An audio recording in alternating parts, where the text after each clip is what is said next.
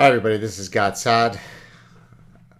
Recently, honey badger Nicki Minaj put out a tweet where she was referring to some friend in Trinidad and Tobago who had a fiance who had taken the COVID vaccine, and he had developed some rather unpleasant Darwinian based consequences, one of which apparently he became impotent and his testicles had swollen. Now, I'd never heard that one of the side effects of COVID would result in these consequences, so I'm not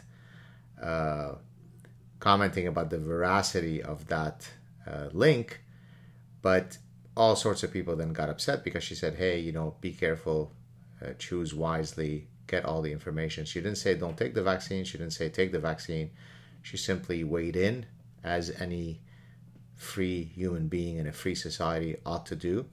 And then she was slammed by all sorts of people. Now, again, the point of this clip is not to argue about the veracity of her position, but rather it is to defend the right of people to express their opinions.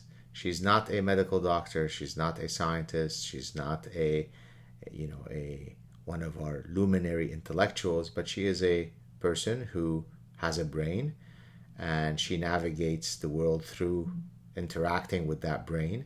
And based on the information that she's seen, she feels that it is certainly a reasonable position to take, whereby you take pause of whether you'd like to be bullied into taking the vaccine or not. I'm vaccinated. My wife is vaccinated. Any of my children who's over 12 years old is vaccinated. I lecture about these kinds of issues in my evolutionary courses, so I don't need to be lectured about the value of vaccinations.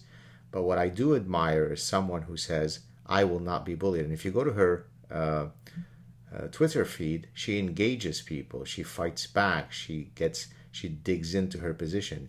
She's not a castrated coward. Nicki Minaj has bigger testicles than most men I know, and certainly most men in academia or in positions of informational influence.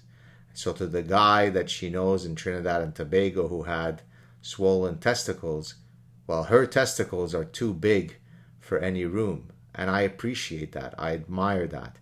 The world is shaped by people who take positions, not by fence sitters, not by cowards in a corner, not by those who equivocate using politically correct gibberish. And so for that, hats off to Nicki Minaj. Way to go in being courageous to speak your mind in a free society, or in a so-called free society. Cheers, everybody.